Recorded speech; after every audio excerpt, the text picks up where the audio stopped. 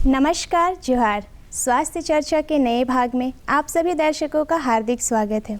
जैसा कि हम सभी जानते हैं, हमारा जो स्वास्थ्य है ये हमारी सबसे बड़ी संपत्ति है और हर चीज़ से ऊपर है। और यही वजह है कि यूनाइटेड नेशन के सस्टेनेबल डेवलपमेंट गोल में भी इसे तीसरे स्थान पर रखा गया है, भूखमरी और गरीबी के बाद।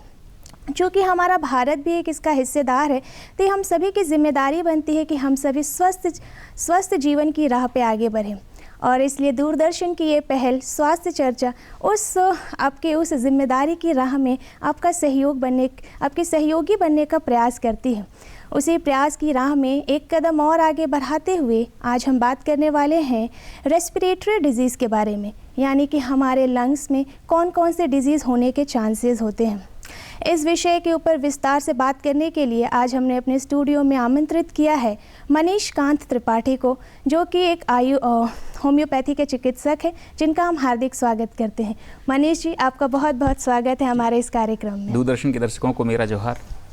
मनीष जी, जैसा कि अभी अगर हम देखा जाए तो हमारा जो जीवन है, अगर हम 2-4 दिन बिना खाए पिए भी रहें तो जी सकते हैं, लेकिन 2 मिनट से ज़्यादा हम बिना सांस लिए नहीं रह सकते। और हमारा जो रेस्पिरेटरी सिस्टम है, यानी कि हमारा जो श्वसन प्रणाली है, इसमें बहुत सारे ऐसे अंग होते हैं जो कि मिल के एक प्रॉपर ब्रीदिंग प्रोसेस में हेल्प करते हैं। तो हम सबसे पहले चाहेंगे कि आप हमारे दर्शकों को बताएं कि रेस्पिरेटरी सिस्टम में कौन कौन से जो अंग है, कौन कौन से ऑर्गन जो हैं वो इन्वॉल्व होते हैं। तो जो रेस्पिरेटरी सिस्टम की बात करते हैं, श्वसन तंत्र की, वो एक महत्वपूर्ण प्रक्रिया निभाता है जिसको श्वसन बोलते हैं, रेस्पिरेशन बोलते हैं जी। जैसा कि हम जानते हैं कि जीवित रहने के लिए ऑक्सीजन की बहुत ज़रूरत है। हमारी जो सेल्स हैं वो ऑक्सीजन के माध्यम से ही एनर्जी प्राप्त करती हैं जी, बिल्कुल। तो ऑक्सीजन के लिए हमको एनवायरनमेंट से ही, अपने श्वसन के माध्यम से ही हम वो इंटेक करते हैं। जैसा हम जानते हैं कि एक स्वस्थ व्यक्ति जो है 1 मिनट में लगभग 15 से 16 बार एवरेज जो है श्वसन करता है, जिसमें वो वायु को, अपने जो हवा को अंदर लेता है और उसी प्रकार एक्सपेल करता है। इसको एक श्वसन मानते हैं। उस कंडीशन में हवा जो जाती है हमारे विंड पाइप से होते हुए हमारे लंग्स में जाती है, और उसके जो आखिरी छोर, जिसको हम एल्वियोलाइन के नाम से जानते हैं, जो छोटे बलून शेप में रहते हैं, और वहाँ हवा जाके जब वो फूलता है, जब हवा जब उसमें जाती है वो फूल जाता है। उस कंडीशन में उससे ऑक्सीजन एब्जॉर्ब कर ली जाती है, और जितना जो अनवांटेड एयर है उसको वहाँ से एक्सपेल करके वहाँ से भेज दिया जाता है जी। और जैसे ही हमको हमारे शरीर में ऑक्सीजन मिलती है, और हमारे शरीर का जो भी एनर्जी का जो प्रोसेस है, एटीपी के माध्यम से जो एनर्जी बनती है हमारी बॉडी में, वो बनना शुरू हो जाती है। यानी कि अगर देखा जाए तो हम जो भी काम कर पा रहे हैं, जो भी कार्य करने की हमें जो शक्ति मिल रही है, उसका सबसे मेन सोर्स जो है वो हमारा ऑक्सीजन है। जो कार्बन डाइऑक्साइड का जो प्रोसेस है वो सबसे इम्पॉर्टेंट रोल प्ले करता है। तो कहीं ना कहीं ये बहुत ज़्यादा ज़रूरी है कि हमारा जो रेस्पिरेटरी ऑर्गन्स है वो बहुत ज़्यादा मजबूत रहे और उसमें काफ़ी स्ट्रेंथ रहे। लेकिन अगर देखा जाए तो, अगर ग्लोबल टर्म्स में देखा जाए तो इंडिया की जो रैंकिंग है लंग्स डिजीज़ में, जिससे कि डेथ होने के कॉजेज़ बहुत ज़्यादा हैं, वो 3rd रैंक पे आती है। और इसलिए ये बहुत ज़्यादा चिंताजनक बात है कि मतलब, क्योंकि तीसरे स्थान पे रहना ये अपने आप में बहुत बड़ी संख्या है। तो सबसे पहले हम चाहेंगे कि आप हमारे दर्शकों को बताएं कि कौन कौन सी ऐसी बीमारी जो है जो हमारे रेस्पिरेटरी ऑर्गन्स को अफेक्ट कर सकती है, यानी कि कौन कौन से ऐसे बीमारी होने के चांसेस हैं हमारे रेस्पिरेटरी ऑर्गन्स में। पहले हम बता दें आपको कि रेस्पिरेटरी जो सिस्टम है उसमें कुछ उसके पार्ट्स हैं, मेन पार्ट्स हैं, जिसके माध्यम से पूरा सिस्टम जो है बनता है।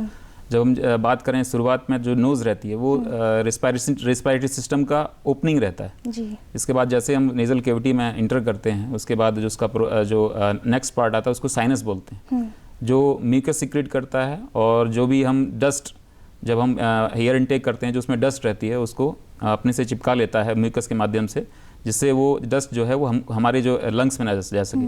इसके बाद नेक्स्ट पार्ट जो रहता है वो फेरिंग्स का रहता है, जहाँ पर आपका जो कनेक्टिविटी रहती है, आपका उसके गले की, आपके कान की, आपके नोज़ की, आपके माउथ की, सबकी कनेक्टिविटी उस एरिया में होती है, उसको फेरिंग्स बोलते हैं।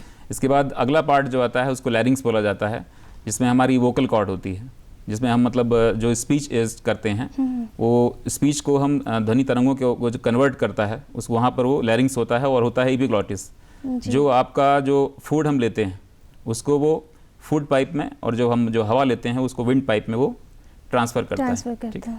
इसके बाद नीचे जब हम जाते हैं लैरिंग्स के बाद एक ट्रैकिया आता है, एक विंड पाइप रहता है, जो छोटी सर्कुलर रिंग से जो सिक्योर रहता है। उसके साथ साथ उसमें जो डिवीज़न होता है लेफ़्ट और राइट ब्रोंकस, ये ब्रोंकस जो है, ये जो पाइप जो है वो जाते हैं लेफ़्ट और राइट लंग्स में एंटर करते हैं। उसके बाद उसकी धीरे धीरे ब्रांच जो है, जो उसको ब्रोंकाई बोलते हैं, ब्रोंकाइज में डिवाइड होता है और धीरे धीरे ये आपका छोटे छोटे ब्रोंक्यूल्स में डिवाइड होता है। जैसे एक पेड़ होता है, उसकी पेड़ की छोटी छोटी ब्रांचेस हो जाती हैं, उस प्रकार से डिवीज़न रहता है। और आखिरी छोर में इसके जो सबसे जो बेसिक यूनिट्स की रहती है एल्वियोलाई, जिसके माध्यम से गैस का एक्सचेंज होता है, वो होता है जी। और आखिरी में हमारा जो डायफ्राम रहता है, डायफ्राम जो हमें रेस्पिरेशन में हेल्प करता है, गैस को इनटेक करने में और उसको एक्सपेल करने में मदद करता है, ये रहता है। और इसी से संबंधित हमारी बीमारियां भी रहती हैं। जहाँ जहाँ इन्फेक्शन होता जाता है वहाँ वहाँ ये बीमारियां हमको देखने को मिलती हैं जी। जैसे हम पहले हम बात करें तो जो पहली बीमारियां होती है वो नेज़ल कैविटी में, जिसको हम बोलते हैं एलर्जिक रेनाइटिस। इसकी हम बात करें, जो आपको उस कंडीशन में क्या मिलेगा, आपको रनिंग नोज़ मिलेगा, आपको हैवीनेस मिलेगी, आपको हो सकता है कि हल्का हल्का फीवर भी मिले। इस कंडीशन में हम देखेंगे कि आपका जो नेज़ल कैविटी है उसमें आपको बहुत सारी प्रॉब्लम ये सब देखने को मिलेंगी। इस पर नेक्स्ट जो हम जाते हैं, आपका जो लैरिंगाइटिस है, उस वहाँ पर क्या होता है कि आप टॉन्सिल भी आपका रहता है। अगर उस पर इन्फेक्शन होता है तो आपको टॉन्सिलाइटिस भी हो सकता है और उसका जो एरिया है उसमें म्यूकस जो है वो बनना शुरू हो जाता है। उस कारण से हमको खांसी का प्रॉब्लम, छींक का प्रॉब्लम, ये सब प्रॉब्लम इरिटेट होके आती हैं जी। नेक्स्ट इसके बाद हम बात करें आपका जो हम जब हम अंदर जाते हैं, इनर पार्ट में जाते हैं लंग्स के, जिसको हम ट्रैकिया बोलते हैं, वो विंड पाइप रहता है। इसके बाद जैसे हम ब्रोंकस जो रहता है, जहाँ देखते हैं ब्रोंकाइटिस होता है, अगर जो बैक्टीरिया, वायरस या फिर डस्ट से और भी अदर पार्टिकल से जो इन्फेक्शन होता है, वो उसको जब वो इन्फेक्शन होता है तो वहाँ पे आपका म्यूकस जनरेट होगा और जो गैस में जो जा रहा है उसमें हो सकता है कि ट्रांजैक्शन में जो आपका अंदर आदान प्रदान गैस का हो रहा है उसमें रुकावट आती है जी। और धीरे धीरे और हम अंदर जाते हैं, जो एल्वियोलाई जिसको बोलते हैं, एल्वियोलाई में अगर इन्फेक्शन होता है वो तो निमोनिया कॉज कर जाता है। उस कंडीशन में फ्लूइड इकट्ठा हो जाता है और जो गैस का जो एक्सचेंज होता है उसमें काफ़ी प्रॉब्लम हमको देखने को मिलता है जी। जैसा कि आपने बोला कि मतलब ये जो पूरा प्रोसेस है, इसमें सबसे जो इम्पॉर्टेंट बात है वो है एक्सचेंज ऑफ गैसेस, यानी कि जो गैसेस जो एक्सचेंज हो रही है, अगर उस सिस्टम में कहीं भी प्रॉब्लम है तो बहुत सारे स्ट्रोक्स वगैरह भी आने के चांसेस हैं, जो कि अगर अचानक में अगर कुछ हो जाए तो हम ये जानना चाहेंगे क्या जो हार्ट स्ट्रोक या फिर जो हमारे जो स्ट्रोक्स आते हैं बॉडी पार्ट्स में, क्या ये भी एक रीज़न हो सकता है? हार्ट से कॉज कर सकता है। अगर जैसे बात करें, अगर हम अस्थमा की बात करते हैं, अगर बहुत देर तक अस्थमा कंडीशन रहता है, उसका अटैक रहता है और आपका हार्ट में अगर पहले से कुछ प्रॉब्लम है, उस कंडीशन में डिपेंड करता है कि हो सकता है पल्मोनरी जो आर्टरी है वो आप में ब्लॉकेज कर दें, आपको अटैक आ जाए। जैसा कि आपने बोला अस्थमा के बारे में, तो अस्थमा एक ऐसी बीमारी है जिसमें अगर देखा जाए तो इंडिया में भी 30 मिलियन से भी ज़्यादा लोगों को अस्थमा से वो ग्रसित हैं। साथ ही अगर प्रेग्नेंट लेडीज़ की भी बात की जाए तो 8% से ज़्यादा प्रेग्नेंट लेडी को अस्थमा की बीमारी होती है। तो हम चाहेंगे कि आप हमारे दर्शकों को थोड़ी अस्थमा के बारे में जानकारी दें कि मतलब ये कैसे होता है, फिर साथ ही इसमें क्या क्या सिम्टम्स जो है हमारे बॉडी में विजुअल होते हैं, ताकि जो है वो दर्शक जो है हमारे वो पहचान सके कि उन्हें अस्थमा जैसी कोई बीमारी हो रखी है या फिर नहीं। आप प्लीज़ इसके बारे में थोड़ी सी जानकारी दें। अस्थमा एक एलर्जिक कंडीशन है। जैसे हम जान रहे हैं कि आज के माहौल में पोल्यूशन बहुत ज़्यादा बढ़ता जा रहा है। उस कंडीशन से क्या है, हमारी जो बॉडी का जो इम्यून सिस्टम है वो काफ़ी हद तक क्या करता है कि जो पोल्यूटेंट्स हैं, जो पोल्यूशन फैलाने वाले कारक हैं, जो जिनसे पोल्यूशन होता है और बॉडी डैमेज होता है, उनके प्रति जो अपना रिएक्शन दिखाता है, उसके कारण ये हमको अस्थमा देखने को मिलता है। इस कंडीशन में क्या होता है, जैसे मान लीजिए किसी व्यक्ति को डस्ट से एलर्जी है, तो जैसे ही वो डस्ट के उसमें जाएगा, माहौल में जाएगा, तो सीधे सीधे उसको क्या होगा, जो उसकी जो विंड पाइप्स हैं उसमें कंस्ट्रिक्शन होना शुरू हो जाएगा। अच्छा। मतलब जो इसका इम्यून सिस्टम है उसका विरोध करेगा कि वो गैस का एक्सचेंज है वो रुक जाए। अच्छा। उस कंडीशन में क्या है, कुछ देर तक वो अटैक रहता है और उसके बाद फिर उसको धीरे धीरे वो रिलीफ करता है। और किसी पेशेंट को ये पर डे भी आता है, किसी को हफ्ते में 2 दिन भी ये अटैक आता है। और इसमें जो होम्योपैथिक दवाएँ हैं वो इस हद तक असर करती हैं कि अगर उसका कंटिन्यू सही तरीके से अगर उपचार लिया जाए तो 6 महीने, साल भर में ये आपको ये इस बीमारी से दूर भी कर सकती है। और अस्थमा में मैं बता दूं कि अस्थमा जो है वो एक इनहेरिटेड डिसीज़ है। अच्छा। जेनेटिक डिसीज़ है। अगर किसी बच्चे को या किसी वयस्क को ये बीमारी है तो ये माना जा सकता है कि उसके पेरेंट्स को भी ये बीमारी रही होगी। अच्छा, यानी कि ये जो है जनरेशन टू जनरेशन ट्रांसफ़र होने के भी चांस रहते हैं। जी जी। अस्थमा के बाद एक और जो है मतलब बहुत ज़्यादा जो बीमारी जो बहुत ज़्यादा चर्चे में रहती है, अगर बात की जाए लंग्स डिजीज़ की, तो क्रोनिक कफ बोलते हैं, जैसे COPD भी बोला जाता है। तो हम चाहेंगे थोड़ी सी जानकारी आप इसके बारे में भी हमारे दर्शकों को दें। क्रोनिक कफ जो होता है वो सीधी सीधी बात है कि जब कफ हमारे विंड पाइप में जाता है तो उस कंडीशन में हमारा जो गैसेस का आदान प्रदान है उसमें रुकावट होता है जी। या तो कहीं ना कहीं एम्फाइसीमा जो कंडीशन होती है कि आपकी एल्वियोलाई में जो फ्लूइड है वो इकट्ठा है, उस कारण से भी गैस का एक्सचेंज नहीं हो रहा है। या कहीं कहीं म्यूकस का बहुत ज़्यादा इकट्ठा हो रहा है, उस कारण से भी आपको गैसियस जो ट्रांजैक्शन जो आदान प्रदान है वो नहीं हो पाता है। उस कंडीशन में हम देखते हैं कि जो उसमें डिजेनरेशन हो जाता है, जितना उसमें आपका डिजेनरेशन हो गया है वो इरिवर्सिबल रहता है। एक बार जितना डैमेज कर दिया इस कंडीशन में उसको फिर रिवर्स कर पाना संभव नहीं है।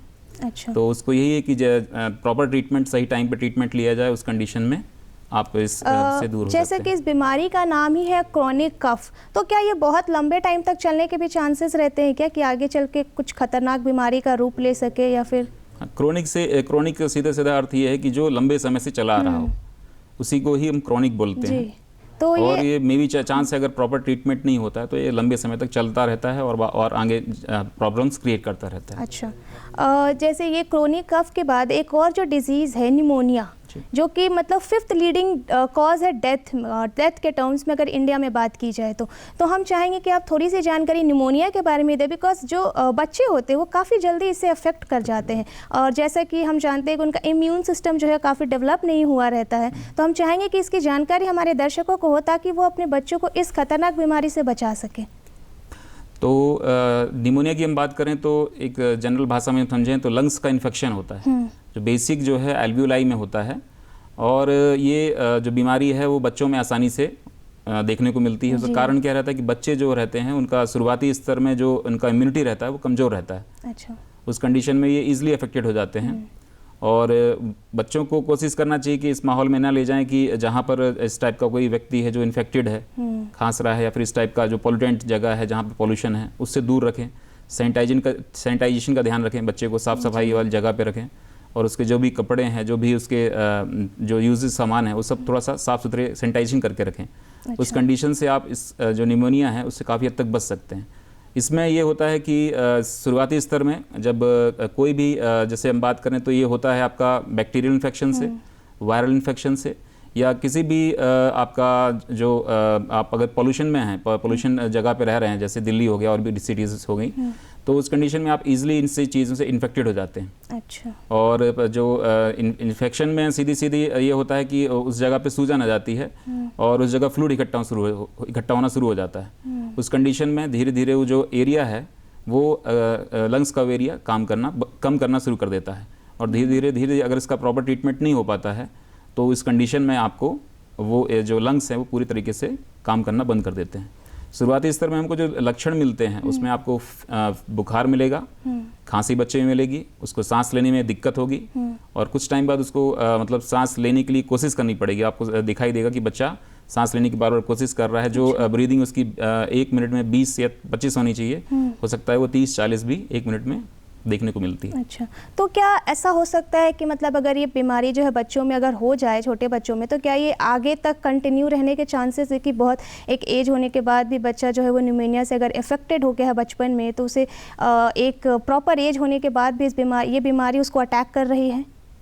नहीं, वो एक बार ठीक होने के बाद ये ठीक हो जाता है, पर जो डैमेज हो चुका है उसको और डैमेज ना हो तो एक कोशिश ये होती है कि वो नेक्स्ट जो है अगर नेक्स्ट 5 इयर्स तक वो उसको इन्फेक्शन ना हो, क्योंकि इन्फेक्शन होने पर जो भी और जो डैमेज करेगा उस रीज़न पे क्या होता है कि डेथ कॉज करने का कारण ज़्यादा रहता है। तो उस कंडीशन में कि डेथ कॉज ना करे तो उसको बच्चे को प्रोटेक्टिव रखना पड़ता है कि आने वाले 5 साल तक वो अगला निमोनिया से इफेक्टेड ना हो। उसको बैक्टीरियल इन्फेक्शन, वायरल इन्फेक्शन और भी जो पोल्यूशन वाले जो कारण हैं उनसे दूर रखने की ज़रूरत पड़ती है। निमोनिया के बाद एक और बीमारी है साइनेक्स जिसे बोला जाता है, जिसमें कि बहुत जल्दी जो लोग हैं वो कफ और कोल्ड से मतलब बहुत जल्दी उन्हें हमेशा मतलब देखा जाए तो सर्दी रह रही है, और ये एक बहुत ज़्यादा मतलब एक ऐसी बीमारी है जो कि अभी देखा जाए तो हर दूसरे तीसरे लोग में ये बढ़ते जा रही है। और कहीं ना कहीं बहुत बड़ा रीज़न है जो इतना डस्ट जो हो चुका है, जिससे लोग शायद हमारी बॉडी जो है वो बहुत एक एलर्जी उसको मान रही है, और उस वजह से जो है बहुत ज़्यादा सर्दी वगैरह रहती है। तो हम चाहेंगे कि आप थोड़ी सी जानकारी साइनेक्स के बारे में दें कि वो क्या बीमारी है। साइनस जो है हमारा जो नेज़ल कैविटी है उसमें छोटे छोटे स्पेस रहते हैं जी, जिसमें म्यूकस जो है सीक्रेट होता है, और जो डस्ट पार्टिकल जो हमारे नोज़ के माध्यम से जो अंदर जाते हैं उसको वो अपने में मतलब चिपका लेता है, जिसके कारण से वो डस्ट जो है अंदर नहीं जा पाती है। जी, कभी कभी क्या होता है कि कभी बैक्टीरियल इन्फेक्शन के कारण या इम्यूनिटी कमज़ोर होने के कारण बैक्टीरिया या वायरस जनरेट कर जाते हैं और वहाँ पे इन्फेक्शन पैदा कर देते हैं। जी, उस कंडीशन में हम देखते हैं कि पेशेंट को या तो आइज़ में दर्द होगा, स्नीजिंग होगी मतलब छींक उसको आनी शुरू हो जाएगी, कफ हो सकता है, खांसी आएगी, और हैवीनेस, थकान, एक भारीपन सा उसको फील होना शुरू हो जाएगा। कभी कभी उसको उठने बैठने में चक्कर भी देखने को मिलते हैं। ये तो सारी बीमारियां हो गई जो कि हमें शुरुआती दौर में या फिर जो एक आम तौर पे जो देखी जाती है वो सारी बीमारियां। हम चाहेंगे कि हमारे दर्शक को ये भी पता हो कि अगर वो शुरुआती दौर में ये सब बीमारियों पे अगर ध्यान ना दे तो आगे चल के कौन कौन सी ख़तरनाक बीमारी होने के चांसेस है। जैसे कि हम देखते हैं कैंसर जो है वो बहुत ही एक ऐसी बीमारी है जो कि कोई भी बीमारी बॉडी में रहती है तो आगे चल के वो उसका रूप ले लेती है। तो क्या इसमें भी ऐसा कुछ है कि रेस्पिरेटरी डिजीज़ अगर हमें हो रखा है और हमने ध्यान नहीं दिया तो आगे चल के हमें कोई कैंसर होने के भी चांसेस हैं? कैंसर का कॉज अब तक वैसे डिफाइन नहीं कि इस कारण से कैंसर होता है, पर फिर भी कुछ चीज़ें हैं जो कैंसर को बढ़ावा देती हैं। जैसे हम स्मोकिंग की बात करें या फिर टोबैको इंटेक की बात करें, वो चीज़ें उसमें ये चांस रहता है कि अगर आप उस चीज़ को इंटेक करते हैं या उसको यूज़ करते हैं तो उस कंडीशन में आपको ये कैंसर जो है आपको होने के चांस ज़्यादा रहते हैं। और कभी कभी देखने को ये मिलता है कि जैसे हम बात करें जो हमारा लंग्स है वो कभी कभी जब हम जो मज़दूर होते हैं जो जहाँ बहुत काला धुआं निकलता है जिन फैक्ट्रियों से, अगर वो वहाँ काम करते हैं तो उन मज़दूरों को वो कैंसर, लंग कैंसर कॉज करता है, क्योंकि जो एकदम ब्लैक कार्बन जो रहता है वो कहीं ना कहीं ऐसा मतलब डिस्कवरीज में आया है कि उस ब्लैक कार्बन के कारण उनके अंदर ऐसे चेंजेस होते हैं कि जो उनको लंग कैंसर प्रोड्यूस करते हैं। जी, ये तो बात हो गई बीमारियों के बारे में। हम चाहेंगे कि एक जनरल तौर पे क्या क्या कॉजेज़ हो सकते हैं मतलब ये सारी बीमारियां होने की, उसके बारे में आप थोड़ी सी जानकारी हमारे दर्शकों को दें। पहला तो कॉज जो है वो सीधी सीधा ये है कि अगर हम इन्वायरमेंट में आपके बैक्टीरिया हैं, वायरस हैं, तो आपको जो उससे जो इन्फेक्शन होता है, जैसे स्ट्रेप्टोकोकल इन्फेक्शन हो रहा है या न्यूमोकोकल इन्फेक्शन हो रहा है, तो उस कंडीशन से आपको आपके रेस्पिरेटरी ट्रैक्ट में इन्फेक्शन आपको देखने को मिलता है। अगला कारण होता है कि अगर आपकी इम्यूनिटी कमज़ोर है, कोई व्यक्ति ठीक से खाना नहीं खा रहा है, उसको ठीक से डाइजेशन का प्रॉब्लम है, तो उस कंडीशन में भी हम देखते हैं कि वो ईजिली अफेक्टेड हो जाता है। जी। अगला कारण होता है कि कभी कभी मौसम चेंज होता है, जैसे आप गर्मी से ठंड आती है या गर्मी में किसके बाद बरसात आती है, मौसम डैम्प हो जाता है। उस कंडीशन में क्या होता है कि ये जो बैक्टीरिया वायरस इजी ग्रोथ करते हैं और जो हमारा जो श्वसन तंत्र है वो इजीली बहुत सेंसिटिव होता है। जैसे हम डाइजेशन की बात करें, डाइजेस्टिव सिस्टम में हम जब कोई भी चीज़ अंदर जाती है डाइजेशन में, तो वहाँ पर HCl जो रहता है वो बैक्टीरियाज को डिस्ट्रॉय कर देता है ईजिली। पर जब कोई बैक्टीरिया हमारे जब रेस्पिरेशन में जाता है तो उसके लिए कोई ऐसा कुछ बैरियर नहीं है जो उसको ब्रेक कर सके, तो उस कंडीशन में काफ़ी सेंसिटिव होता है और ये बीमारियां बहुत आसानी से हो जाती हैं। ये तो हो गए जो कारण कि क्या क्या कारण होते हैं बीमारी होने के। हम चाहेंगे आपको जनरल तौर पे सिम्टम्स बता दें ताकि जो हमारे दर्शक है अगर उनमें कुछ भी ऐसे सिम्टम्स उन्हें देखने को मिल रहे हो तो वो जल्द से जल्द डॉक्टर को कंसल्ट कर सके। क्या क्या सिम्टम्स देखने को मिल सकते हैं? जैसे हम निमोनिया की बात करें, निमोनिया में अगर आपको फीवर के साथ खांसी और अगर उसको सांस लेने में दिक्कत हो रही है, ब्रेथलेसनेस हो रही है, तो उस कंडीशन में आप ये मान के चलें कि चांसेस रहते हैं कि उस बच्चे को या उस मतलब वयस्क को निमोनिया होने के चांस बढ़ जाते हैं। अगर 3 सिम्टम आपको एक साथ मिलते हैं, अगर किसी को खांसी है, बुखार है और उसको सांस लेने में उसको दिक्कत हो रही है, तो ये एक पहला सिम्टम है निमोनिया का कि जो आपको देखने को मिलता है। इसको कंफर्म करने के लिए बहुत प्रकार की जांच रहती हैं, जैसे CBC जो ब्लड जांच होती है, जिसमें आप देखते हैं कि WBC का जो काउंटिंग है वो कितना मतलब ऊपर नीचे है। उस कंडीशन में हम देख के हम बता सकते हैं कि ये वायरल इन्फेक्शन है या आपका बैक्टीरियल इन्फेक्शन है। उसके बाद अगला जो जांच होता है वो होता है एक्सरे होता है। एक्सरे में हम देख सकते हैं कि अगर कुछ निमोनिया है तो उसमें लंग्स में कितना डैमेज हुआ है।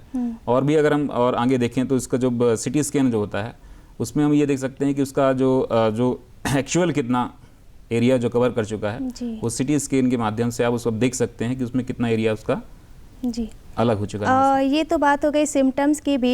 जैसे कि हमने बार बार बात की कि पोल्यूशन जो है वो बहुत ज़्यादा एक अहम रोल प्ले कर रहा है ये रेस्पिरेटरी डिजीज़ होने के। और देखा जाए तो इंडिया का अगर पोल्यूशन के टर्म्स में बात की जाए तो ग्लोबली 8 रैंक पे आता है वो मोस्ट पोल्यूटेड कंट्री में, और लगभग 100 से भी ज़्यादा जो सिटी है वो पोल्यूटेड हो चुकी है हमारे देश की। तो हम चाहेंगे कि आप हमारे दर्शकों को बताएं कि पोल्यूशन किस तरीके से अफेक्ट कर रहा है हमारे रेस्पिरेटरी ऑर्गन को। पोल्यूशन की हम बात करें तो जो नेचर ने हमको जो इन्वायरमेंट दिया है उसमें एक निश्चित मात्रा में गैस का एक मात्रा है कि ये गैस इस मात्रा में रहेगी, ये गैस इस मात्रा में रहेगी।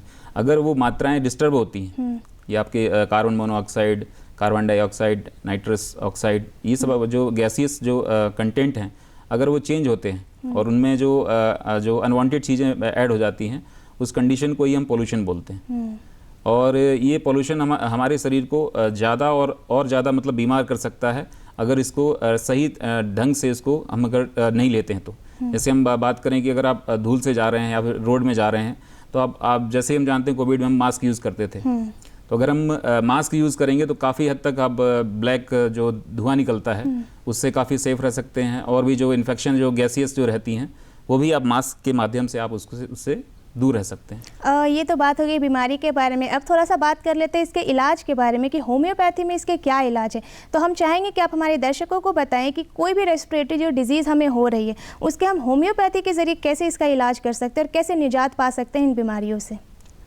तो इसमें पहले जो हम कफ़ की बात करते हैं, अगर हम देखते हैं कि अगर किसी व्यक्ति को आपका कफ़ है, खांसते समय कफ़ है और उसका एक इकट्ठा है, कहीं निकल नहीं रहा है बाहर, उस कंडीशन में हम इपिकॉक एक दवा रहती है 30 पोटेंसी में, उसको देने पे दिन में सुबह शाम दोपहर 3 डोज देने पे 2-2 बूंद देने पर उसका जो कफ़ है वो डाइल्यूट होकर वो बाहर निकलना शुरू हो जाता है। अगर किसी व्यक्ति को कफ़ की प्रॉब्लम है, जो ड्राई कफ़ इसको हम बोलते हैं, उस कंडीशन में ब्रायोनिया एल्बा 30 पोटेंसी में देने पे उसका जो ड्राई कफ़ का जो प्रॉब्लम है वो धीरे धीरे ठीक हो जाता है। और उसी प्रकार जब यही ड्राई कफ़ एक छोटे बच्चे को होता है, उस कंडीशन में ड्रोसेरा एक मेडिसिन आती है जो 30 पोटेंसी में दिन में 3 बार देने से इस जो बच्चे को प्रॉब्लम हो रहा है कफ का, ड्राई कफ का, उससे आप निजात पा सकते हैं। कभी कभी हम देखते हैं किसी बच्चे को मॉर्निंग में हुई और सीधे उसको कफ आना शुरू हो गया, उस कंडीशन में कोकस कैक्टाई एक मेडिसिन होती है जो 30 पोटेंसी में देने पर आपको इससे बच्चे को राहत मिलनी शुरू हो जाती है।